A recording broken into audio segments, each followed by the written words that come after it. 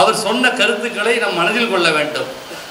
இப்போ சுவாமிஜி அவர்களை பற்றி நான் சொல்லணும்னா அவர் சொன்ன கருத்தை நான் சொல்லணும்.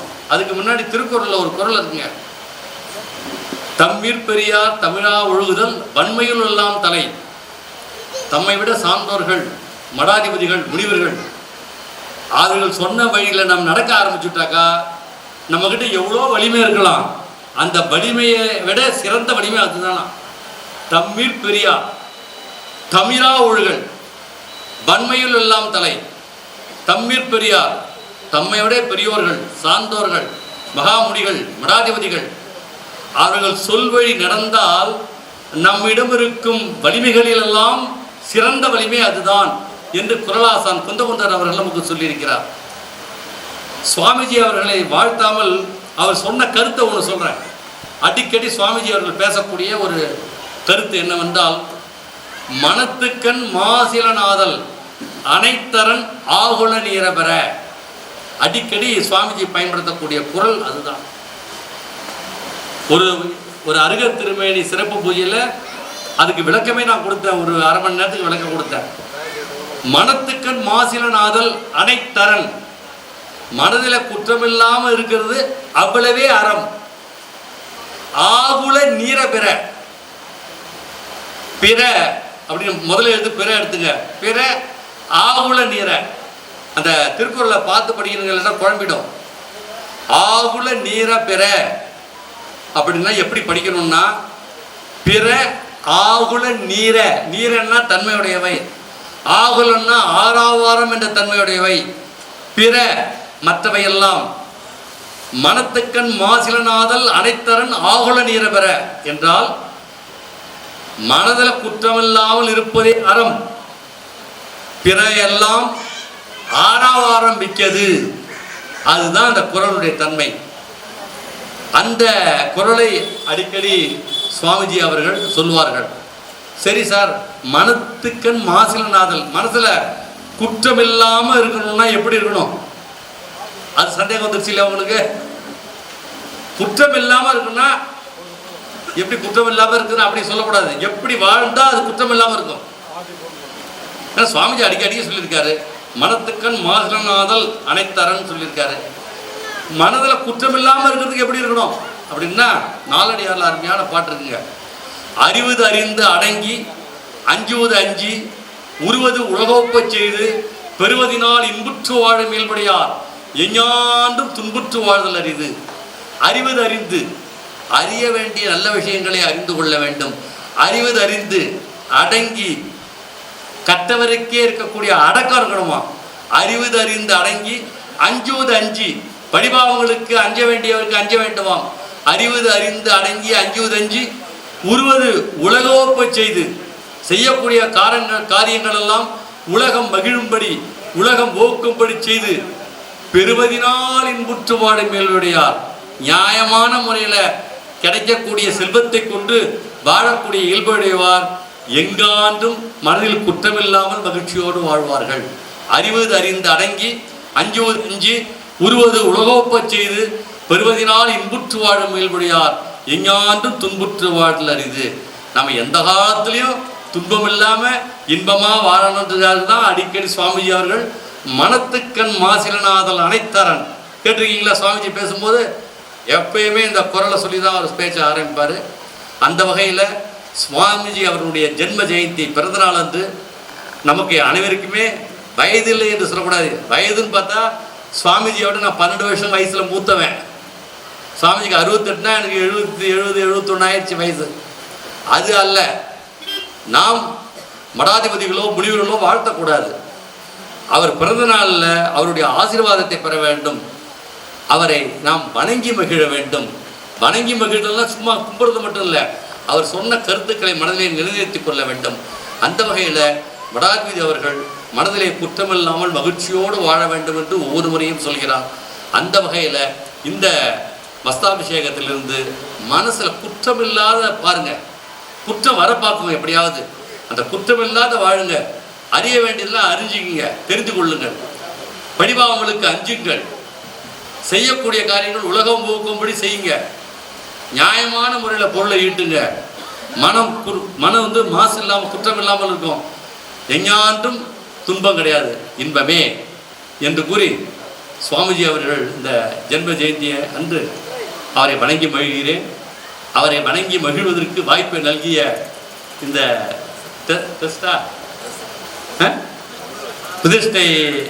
பிரதிஷ்டை மற்றும் மஸ்டாபிஷேக கமிட்டி அவர்களுக்கு சான்றவர்களுக்கு குறிப்பாக பொன்னூர் மகேஷ் அவர்கள் என்னை வற்புறுத்தி கூட்டான. வேற ஒரு ப்ரோக்ராம் போயிட்டு இருந்தேன், சாப்பிட ஒத்துலான்னு போனேன். அதில் இருந்து தான் இருக்கணும் சார். அவருக்கும் நன்றியை தெரிவித்துக் கொள்கிறேன். நன்றி, வணக்கம்.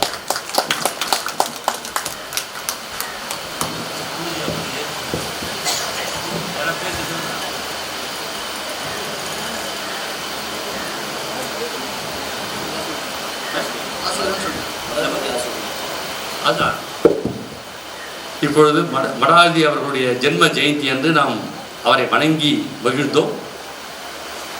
அவர் நமக்கு ஆசிரியரை அந்த நாம் வணங்குவதற்கு ஏற்புரையாகவும் ஆசிரியரையாகவும் வழங்கியிருக்கிறார். அன்னாரிடம் இந்த ஒளிபெருக்கியை கொடுக்கிறேன்.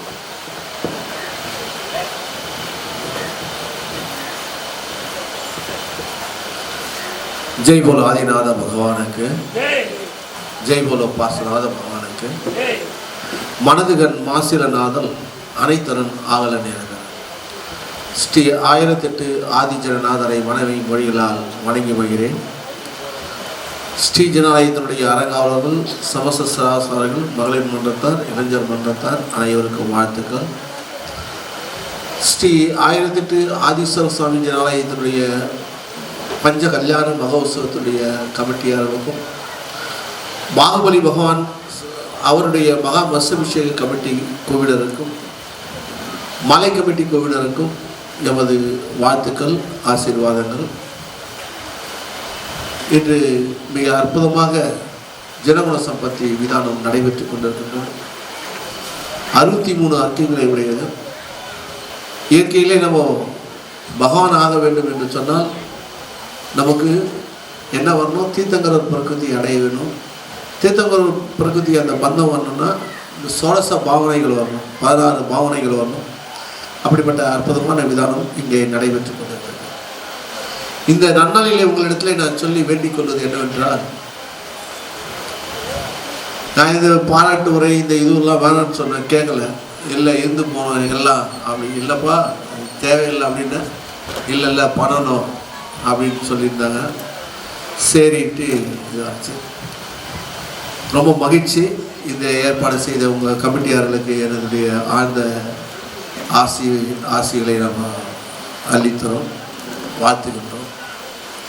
வாழ்க்கையில் 2 கடைபிடிங்க. அது ஒரு சிறு கதை மூலமாக சொல்கிறேன். ஒரு வேணங்கையில் ஒரு சின்ன பறவை சிக்கி கொண்டது. குட்டி பறவை உள்ளங்கையில் மாட்டிக்கிச்சு. அந்த பறவை சொல்லுது, அப்பா என்னை விட்டா உனக்கு வாழ்க்கையில் நல்லது நடக்கும் அப்படின்னு. அந்த வேடத்துக்கு யாரும் பேசுகிறாங்கன்னு அக்கம் பக்கம் பார்க்குறான். அவன் குருவி, அது சின்ன பறவை பேசுதுன்னு அவனுக்கு தெரியவில்லை. அப்புறமா தான் எங்கிருந்து அந்த ஓசை வருதுன்னு பார்த்தா தன்னுடைய உள்ளங்கையிலிருந்து வருகிறது. அந்த குட்டி பறவை பேசுகிறது. இவனுக்கு ஒரே ஆச்சரியமாயிடுச்சு. சரி பறவை விட்டுடலாம் அப்படின்ட்டு என்ன கேட்குறான், என்ன எனக்கு நல்லது நடக்கும் சொல்லு அப்படின்னு அந்த பறவைக்கு என்ன கேட்குறான். அந்த பறவை சொல்லுது, உனக்கு நான் ஒரு 3 அறமுறைகளை சொல்லுவேன், ஆலோசனைகளை சொல்லுவேன், அதை கடைபிடிச்சுன்னா நீ வாழ்க்கையில் நல்லா இருப்ப அப்படின்னு அந்த பறவை சொல்லுச்சு. சரி என்னன்னு சொல்லி உன்னை விட்டுடுறேன் அப்படின்னு அந்த வேணன்னு சொன்னான். அந்த பறவை என்ன சொல்லுச்சு, பறவைக்கு இந்த வேடன் மேலே நம்பிக்கை இல்லை. நம்ம கையில் அந்த அறவுரையை வாங்கிக்கின்னு நம்மளே பிடிச்சி மறுபடியும் விடலான்னு நம்ம என்ன பண்ணுறது? அதனால் அது ஒரு கண்டிஷன் போடுச்சு. ஃபஸ்ட்டு உன்னுடைய உள்ளங்கையிலிருந்து என்னை விடுவி, என்னை விடுவிச்சுன்னா உனக்கு முதலாவது அறவுரையை சொல்கிறேன். அடுத்தது அதை தெரியுது பாரு மரம், அந்த மரத்தில் இருக்கிற கிளையில் போய் உட்கார்றேன். அந்த கிளையில் உட்கார்ந்த பிறகு நான் 2வது அறவுரையை சொல்லுகின்றேன். அந்த கிளையை விட்டு பறந்து போகும்போது 3வது அறவுரையை சொல்லுகிறேன் அப்படின்னு சொல்லிச்சு. வேடம் புரிஞ்சுக்கணும், இந்த பறவை நம்மளை நம்பலை அப்படின்ட்டு சரின்னு தன்னுடைய கை இருக்கையில் பிடியிலிருந்து அந்த இறுக்கத்திலிருந்து அதை கொஞ்சம் விடுவிச்சான். அந்த பறவை சொல்லிச்சு, இதுதான் முக்கியம் நமக்கு வாழ்க்கைக்கு, நல்ல ஞாபகம் வச்சுங்க. அந்த பறவை சொல்லிச்சு அந்த வேடனை பார்த்து, உன்னுடைய வாழ்க்கையில கடந்து போன காலத்தில் ஏற்பட்ட கஷ்ட நஷ்டங்கள் எதையும் மனதில் வருத்தி எண்ணி வருந்தாதே. அந்த பறவை என்ன சொல்லிச்சு, வாழ்க்கையில கடந்து போன காலத்தில் உன்னுக்கு ஏற்பட்ட கஷ்டங்கள் நஷ்டங்கள் மானங்கள் அவமானங்கள் எதை பற்றியும் எண்ணி கவலைப்படாதே. இந்த வேடனுக்கு கேட்டோடனே ரொம்ப சந்தோஷமாயிடுச்சு. பரவாயில்ல, இது நல்லா இருக்குதே, அடுத்தது சொல்லுங்க அப்படின்னா அந்த பறவை என்ன படிச்சு பறந்து அந்த மரத்து மேல கிளையில போய் உட்காந்துச்சு. உட்காந்துட்டு 2வது அறவுரையை சொல்லுது. நல்ல ஞாபகம் வச்சுங்க. 1வது அறவுரை, கடந்து போன காலத்திலே நமக்கு ஏற்பட்ட கஷ்டங்கள் நஷ்டங்கள் அவமானங்கள் எதை பற்றி எண்ணி கவலைப்படக்கூடாது. 2வது அறவுரை சொல்லுது, யார் எப்பேற்பட்டவர்களாக இருந்தாலும் சரி அவர்கள் சொல்வதை அப்படியே ஏற்றுக்கொள்ளாதே. யார் எப்பேற்பட்டவர்களாக இருந்தாலும் சரி அவர்கள் சொல்வதை அப்படியே ஏற்றுக்கொள்ளாதே. உன்னுடைய பகுத்தறிவுக்கு உட்படுத்திப்பார். யாருன்னா எதனா சொன்னாங்கன்னா அதை அப்படியே ஏற்றுக்கூடாது. உன்னுடைய பகுத்தறிவுக்கு உட்படுத்திப்பார் அப்படின்னு சொல்லிச்சு. இதுதான் என்னது என்னுடைய 2வது அறவுரை. ரொம்ப நல்லா இருக்குதே அப்படின்னா, ரொம்ப பயனுடைய அறவுரை தான் அப்படின்னு சொன்னான். அப்புறம் அந்த பறவை சிரிச்சது. சிரிச்சுட்டு அவங்க கையில சொல்லிச்சு, போடா முட்டா பையில, நீ என்னை விட்டுட்ட, ஏன்னா நீ என்னை அடங்கிருந்தீங்கன்னா என் வயிற்றுல 2 பெரிய வைரக்கற்கள் இருக்குது, அது ஒன்றை மிஸ் பண்ணிட்ட. என்னை அடங்கிருந்ததுன்னா அந்த வைரக்கற்களை எடுத்து நீ உன்னுடைய வறுமையை போக்கிட்டு இருப்ப, என்ன வளமையாயிட்டு இருப்ப, என்னை போய் விட்டுட்டியே நீ அப்படின்னு அந்த பறவை சொன்னது. குட்டி பறவை. இவன் நினைச்சு கஷ்டப்படுறோம், வேதனைப்படுறோம். ஐயோ அந்த பறவை விட்டுட்டுமே, அந்த பறவை நம்ம அதை பேசி கேட்டு விட்டுட்டுமே, நம்ம பிடிச்சிருந்தோம்னா அது வயிற்றுல இருக்கிற 2 பெரிய வைரக்கற்கள் நம்முடைய வாழ்க்கைக்கு பயன்பட்டு இருக்குமே, நம்ம வறுமையிலிருந்து வளமையாயிட்டு இருப்போமேன்னு கஷ்டப்படுகின்றான். ரொம்ப வருத்தப்படுறான், எண்ணி வருத்தப்படுறான். தன்னை ஆசுவாசப்படுத்தி கொண்டு அந்த வேடன் அந்த பறவைகளை சொல்றான், சரி போன போயும்போது விடு, உன்னுடைய 3வது அறவுரை என்னன்னு சொல்லு அப்படின்னு கேட்குறான். அது அந்த பறவை சொல்லிச்சு, எப்போ நான் உனக்கு முதல்ல 2 அறவுரை சொன்னேன், கடந்து போன காலத்தில் ஏற்பட்ட கஷ்ட நஷ்டங்களை எண்ணி வருதாதன்னு நீ என்ன நினைச்சுக்கிற, நீ அதை பற்றி தான் வருந்திங்கிற, என்னை விட்டுட்டுமே நீ வருத்தப்பட்டுங்கிறாய். 2வது அறவுரை என்ன சொன்ன, யார் எதை சொன்னாலும் நீ அதை கேட்காதே, உன்னுடைய பகுத்தறிவுக்கு உட்படுத்தி பாருன்னு சொன்ன. நீ என்ன பண்ணிக்கிற, இப்போ அதெல்லாம் பண்ணிக்கிற. நானும் சின்ன பறவை, என் வயிற்றுல எப்படி 2 வைரக்கற்கள் இருக்கும், பெரிய வைரக்கற்கள் இருக்கிறதுக்கு வாய்ப்பு இல்லை. நீ இது கூட தெரியாத முட்டாப்பையில இருக்கிற, என்ன பண்ற, இப்ப நான் சொன்னதை நீ நம்பிக்கிற. நான் சொன்ன நான் வயிற்றுல வைரக்கற்கள் இருக்குது, அதை நம்பி வாழ்க்கையை வாழ்ந்துங்கிற. இப்படிப்பட்ட உனக்கு 3வது அறவுரை பயனடையுது, பயனற்றது, அதனால நான் போறேன் அப்படின்னு சொல்லிட்டு போயிடுச்சு. இந்த கதையிலிருந்து நாம தெரிஞ்சுக்க வேண்டியது இதுதான். இது ஒரு கதையாக சொல்லியிருக்கிறார்கள்.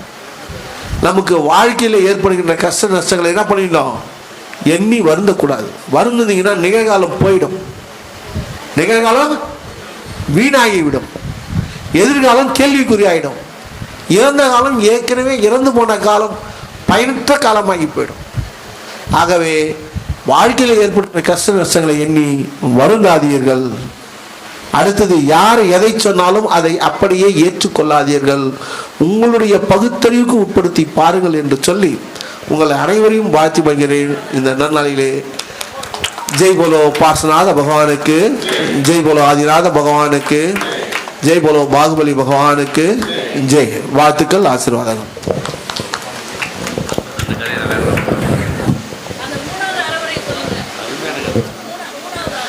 மூணாவது கிடையாது, ஆலோசனைன்றது கிடையாது, அது 2 தான் சொல்லுச்சு. 3 சொல்றா, அது அந்த 2 கடைபிடிக்கல, 3வது வேஸ்ட் அப்படின்னு சொல்லிட்டு அது மட்டும் போயிடுச்சு.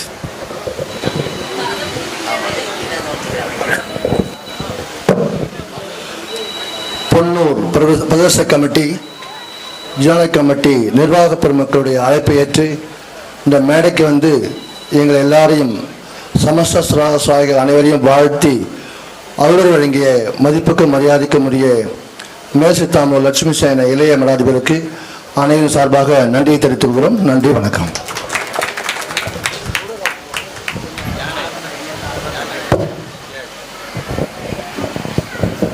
ரவிநாத பகவானுக்கு, பாகுபலி பகவானுக்கு.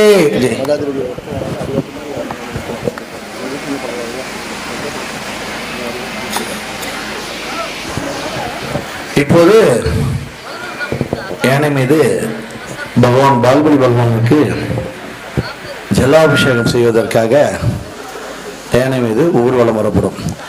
தண்டி மேளம், பேண்டு எல்லாம் ரெடி ஆகுங்க. பேண்ட் தண்டி மேளம் கொஞ்சம் சவுண்ட் கொடுத்தா கரெக்டா இருக்கும். வாங்க, உங்க ப்ரோக்ராம் எல்லாமே இன்றோட கடைசி ஆகுது. தண்டி மேளம் இன்றோட முடிந்து விட்டது, யானை இன்றோடு முடிந்து விட்டது, பேண்ட் இன்றோடு முடிந்து விட்டது. கொஞ்சம் சவுண்ட் கொடுப்பா.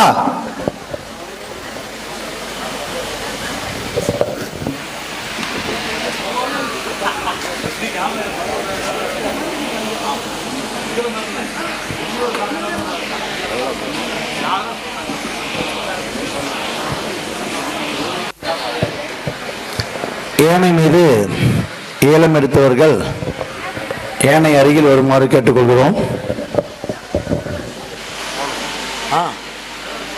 யாரு ஓனரா?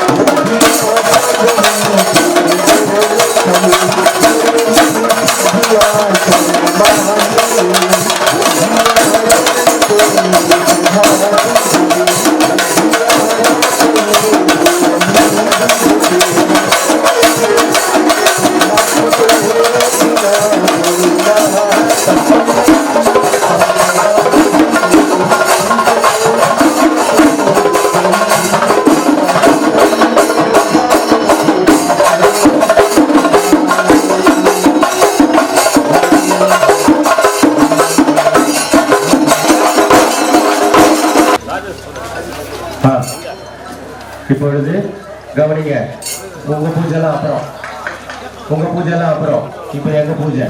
ஆனா ஒண்ணு மட்டும் எங்களுக்கு நல்லா தெரிஞ்சிச்சு, இந்த மாதிரி நாங்க கேள்வி கேட்டோம்னா நாளையிலேருந்து யாரும் நிதானத்துக்கு வர மாட்டீங்கன்றது மட்டும் எங்களுக்கு நல்லா தெரிஞ்சிச்சு.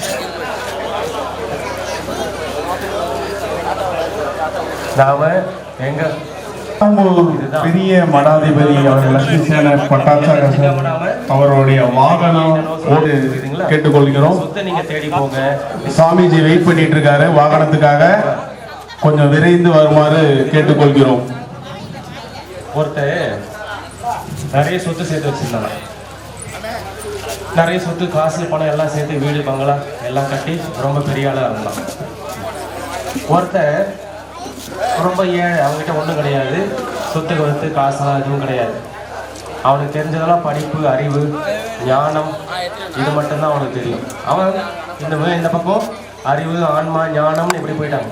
இவன் இந்த பக்கம் சொத்து பத்துன்னு போயிட்டு எல்லாம் பெரிய கோணியான என்கிட்ட இந்த சொத்து பத்து எல்லாமே அவனை விட்டு போயிடுச்சு. இவன் என்ன பண்ணா, எனக்கு சொத்து இருக்குது, சம்பத்து இருக்குது, எனக்கு வீடு மாடு காசு பணம் எல்லாம் இருக்குது என்கிட்ட, அதனால நான் தான் உயர்ந்தவன் சிறந்தவன்னு இவன் நினைச்சிட்டு இருந்தான். ஆனா ஒரு காலத்துல என்ன ஆயிடுச்சு, எல்லாமே இவனை விட்டு போயிடுச்சு. அப்ப யதார்த்தமா இவன் இங்கே தெருவில் சுத்திட்டு இருக்கும்போது அப்போ தெரியும் எப்படி இந்த மாதிரி உனக்கு நடக்கும்னு எனக்குனா நீ திருந்திருப்ப. புரியுதுங்களா இல்லையா? அதுதான் எல்லாருமே சொல்லுவாங்க பாருங்க, நாம சொன்னா புரிஞ்சுக்க மாட்டான், அவன் பட்டு திருந்தினாதான் திருந்துவான் அனுபவத்துல இருந்து. அந்த மாதிரி நீ அனுபவிச்சு கஷ்டப்பட்டு வா, நான் அப்போ சொன்னா உனக்கு அது உபதேசமா இருக்கும். இப்போ சொன்னா நீ என்ன சொல்லிட்டு போயிடுவேன், நான் உன் மேல பொறாமப்படுறேன்ட்டு போயிடுவேன். புரியுதுங்களா இல்லையா? நான் உன் மேல பொறாமப்படுறேன்னு நீ சொல்லிட்டு போயிடுவேன். நீ இப்போ பட்டு திருந்தி வந்துட்டல்ல, இப்போ வா என் கூட, என்னைக்குமே இதான் உனக்கு வழி, அந்த வழி கிடையாது, யூஸ் ஆகாதுன்னு சொல்லலாம். அவன் என்ன பண்ணான், அன்னைக்கு எப்படி இருந்தானோ அப்படியே தான் இன்னைக்கு இருக்கும். அன்னைக்கும் சந்தோஷமா இருந்தான், இன்னைக்கும் சந்தோஷமா இருந்தான். ஆனா இந்த கோணி பொறிக்கி இருந்தவன் அவங்க வீட்டுல கார் இருக்குது, நம்ம வீட்டுல கார் இல்லை, அவங்க வீட்டுல ஏசி இருக்குது, நம்ம வீட்டுல ஏசி இல்லை, அவங்க வீட்டுல அது இருக்குது, நம்ம வீட்டுல இது இல்லை அப்படின்னு நீங்க எப்ப நினைக்க ஆரம்பிக்கிறீங்களோ அப்பவே முடிஞ்சு போச்சு எல்லாம். அதனால அந்த மாதிரி எல்லாம் நம்ம இல்லாம நமக்கு எந்த அளவு தான் கிடைக்குது. அவங்களுக்கு காரு பங்களா வீடு வசதி இருக்குதுன்னு சொன்னா அது அவங்களோட புண்ணியத்தோட உதயம். நம்ம கிட்டயே ஒரு வீடு வசதி கார் இருக்குதுன்னு சொன்னா அது நம்ம புண்ணியத்தோட உதயம். உங்க புண்ணியத்தை அவங்க வாங்கிக்க முடியாது, அவங்க புண்ணியத்தை நாம வாங்கிக்க முடியாது. எத்தனையோ பேர் பார்த்துருப்பீங்க நீங்க, ஒண்ணுமே இல்லாதவங்க திடீர்னு பெரிய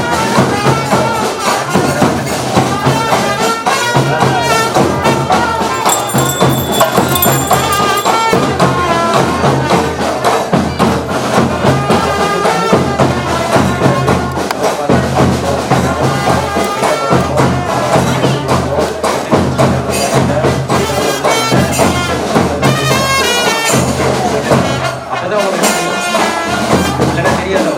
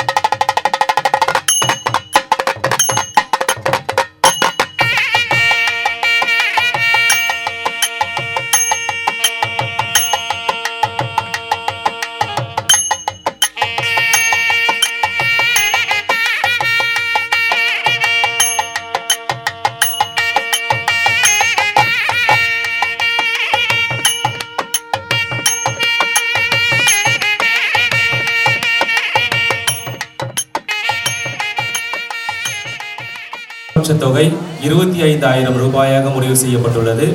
ஏலம் கேட்பவர்கள் கேட்கலாம். 25,000 கவுண்டரில் சென்று நீங்கள் அங்கே கட்டணம் செலுத்தி டோக்கன் பெற்றுக்கொள்ளலாம்.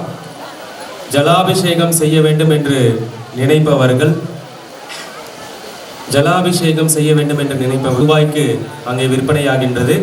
500 ரூபாய்க்கு கலசம் எடுத்தால் அவர்கள் 2 அபிஷேகம் செய்யலாம். ஒரு கலசத்திற்கு 2 அபிஷேகம் செய்யலாம். 500 ரூபாய் என்று முடிவு செய்யப்பட்டுள்ளது. கலச விற்பனை அங்கே டோக்கன் விற்பனை நடந்து கொண்டிருக்கிறது. அவர்கள் அதை வாங்கி கொண்டு அங்கு வந்து மேலே வந்து அபிஷேகம் செய்யலாம். பாலாபிஷேகத்திற்கான தொகை 25,000 ரூபாயாக நிர்ணயம் செய்யப்பட்டுள்ளது. ஏலம் கேட்பவர்கள் 25,000 கேட்கலாம். ராயர் என்ன பண்ணுவாருன்னா, அபிஷேகம் பண்ணணும்னு சொல்லிட்டு பால் அபிஷேகம் பண்ணுவாராம். பால் அபிஷேகம் பண்ணும்போது பகவானுக்கு எல்லா இடத்துலையும் நடந்துருமா பால் அபிஷேகம். ஆனால் ஒரு இடம் மட்டும் நனையாமலே இருக்குமா. அந்த மூர்த்திக்கு முழுசாக அபிஷேகமே பண்ண முடியாதான். எவ்வளோ பால் வாங்கி எல்லாரும் பால் எடுத்துகிட்டு வந்து அபிஷேகம் பண்ணி கூட அந்த மூர்த்தி ஃபுல்லாக முழுமையாக அந்த பால் அபிஷேகத்தில் நனையாதான். அப்போ குல்லிக்கான்னு ஒரு பாட்டி ஒன்று இருந்தது அந்த ஊரில், வயசான பாட்டி ஒன்று இருக்கான். அந்த பாட்டி என்ன பண்ணோம், ஒரே ஒரு சின்ன ஒரு அவங்க வீட்டில் ஏதோ இருந்தது, ரொம்ப வயசான பாட்டி, ஏழையான பாட்டி. அந்த பாட்டி அது ஒரு சின்ன பாத்திரத்தில் ஒரு சின்ன ஒரு கொட்டாங்குச்சி மாதிரி இருக்குன்னு வச்சுங்களேன். அந்த கொட்டாங்குச்சியில் கொஞ்சோண்டு பால் எடுத்துக்கிட்டு கஷ்டப்பட்டு அந்த மலை மேலே ஏறி வந்து அது அபிஷேகம் பண்ணுறதுக்காக வருமா. அந்த சாமுண்டராயனுக்கு வந்து பார்த்திங்கன்னா ஒரு அகங்காரம் ஒன்று இருக்கும். நம்ம இவ்வளோ பெரிய சிலையை வடிவமைச்சிட்டோம், இவ்வளோ பெரிய அபிஷேகம்லாம் நம்ம ரொம்ப கிராண்டாக பண்ணுறோன்னு சொல்லி அவன் நினச்சிட்டு இருக்கும்போது, இந்த பாட்டி ஒரு சின்ன ஒரு கொட்டாங்கச்சியில், ஒரு சின்ன சோம்பில் கொட்டாங்கச்சியில் ஏதோ பால் எடுத்துகிட்டு வந்து அபிஷேகம் பண்ண வரும்போது அதை பார்த்து அவன் பெருசாக ஒன்றும் நாமெல்லாம் இவ்வளோ பெரிய நிறைய பாலை ஊற்றி அபிஷேகம் பண்ணுற குணமாக அப்போ கூட நினையல, இந்த ஒரு கொட்டாங்கச்சியில் நனைஞ்சிட போதுன்னு அவன் நினைப்பானோ. அப்போ என்ன பண்ணுவாங்கன்னா, அந்த குல்லிக்கா ஆச்சின்னு சொல்லி அந்த பாட்டி வந்து மேலே போயிட்டு அந்த கொட்டாங்கச்சியில் வந்து கொஞ்சோண்டு அந்த பாட்டி எடுத்துகிட்டு போச்சுங்க பாருங்க பால், அந்த பாலை வச்சு அபிஷேகம் பண்ணதுக்கப்புறம் தான் அந்த மூர்த்தியை முழுசாக நினையுமா. புரியுதுங்களா இல்லையா? அது என்னன்னா, அதுதான் அந்த பாட்டியோடைய பாவனை, அது பக்தி. நீங்கள் பக்தியோடு அபிஷேகம் செய்யணும். அதனால தான் இன்றைக்கும் பகவான் பாகுபலிக்கு மஸ்தகாபிஷேகத்தில் பாலாபிஷேகத்துக்கு அவ்வளோ ஒரு மகிமை இருக்குது. அந்த பாட்டி செஞ்ச அந்த அபிஷேகம் தான் இன்றைக்கி வரைக்கும் தோற்றப்படுகிறதே தவிர, சாமுண்டராயர் செஞ்சார் பாருங்க, குடகுடமாக ஊற்றினார் பாருங்க, அது பெரிய விஷயமா இல்லை. அந்த பாட்டி செஞ்ச அந்த சின்ன கொட்டாங்கச்சியில் செஞ்சாங்க பாருங்க, அதுதான் இன்னைக்கு வரலாறாக மாறி இருக்குது. அதனால பாலாபிஷேகத்துக்கு அவ்வளோ மகிமை இருக்கிறது. பாலாபிஷேகத்திற்கு ஏலம் எடுப்பவர்கள் எடுக்கலாம். 25,000 ரூபாயாக முடிவு செய்யப்பட்டுள்ளது. அவர்கள் குடும்பத்தினரோடு வந்து அங்கு அபிஷேகம் செய்யலாம். பாலாபிஷேகத்திற்கு அவர்கள் குடும்பத்தினரோடு வந்து அபிஷேகம் செய்யலாம். 25,000 ரூபாயாக முடிவு செய்யப்பட்டுள்ளது. 25,000க்கு மேலே ஏலம் கேட்குறவங்க பழரச அபிஷேகம், கல்கச்சூரண அபிஷேகம், சர்வௌஷதி அபிஷேகம், சதுஷ்கோண கலச அபிஷேகம், வெள்ளை சந்தன அபிஷேகம், சிகப்பு சந்தன அபிஷேகம், ஸ்ரீகந்த அபிஷேகம், சுகந்த ஜலம், புஷ்ப விருஷ்டி, சாந்திதாரை, ஆரத்தி, இது அனைத்திற்கும் நீங்கள் அங்கே கவுண்டரில் சென்று பணம் செலுத்தி அங்கே டோக்கன் பெற்றுக்கொண்டு குடும்பத்தினர்களோடு வந்து அங்கே அபிஷேகம் செய்யலாம். பாலாபிஷேகத்திற்காக கேட்பவர்கள் கேட்கலாம். நகைச்சுவை நாவலர் மக்கள் தமிழன் KTS மாணிக்கவேலு அவர்கள் தலைமையில் புதிய ராகங்களே என்ற அணியில் பேசுவதற்காக காமெடி ஜங்ஷன் தில்லுமுள்ளு புகழ் கல்பாக்கம் காயத்ரி அவர்களும், விஜய் டிவி புகழ் பொள்ளாச்சி ஷர்மிளா அவர்களும் வர இருக்கிறார்கள். மோனிஷா அவர்கள் இங்கே வர இருக்கிறார்கள். இவர்களுக்கு இசையமைத்து தரும் இசைக்குழுவினர் பொன்னூர் அழகேசன் குழுவினர் அவர்கள். இன்று மாலை 6 மணி அபிஷேகம் புக் பண்ணிக்க, நோட் பண்ணிக்கோங்க. திரு எஸ் ராஜன் அவர்கள் பொன்னூரை சேர்ந்தவர். ரொம்ப இந்த மண்ணுக்கு ரொம்ப கூடவே இருந்து இந்த பஞ்ச கல்யாணத்துக்கு எல்லா விழாக்களிலும் எல்லா இடத்துலையும் ரொம்ப உதவி பண்ணவர் இவர். எல்லாருக்கும் எல்லா விஷயத்திலுமே ரொம்ப உறுதுணையாக இருந்திருக்கிறார். பாலாபிஷேகத்திற்கான ஏலம் முடிந்துவிட்டது. இது பாலாபிஷேகம் மட்டுமல்லாமல் மற்ற அபிஷேகங்களுக்கும் இங்கே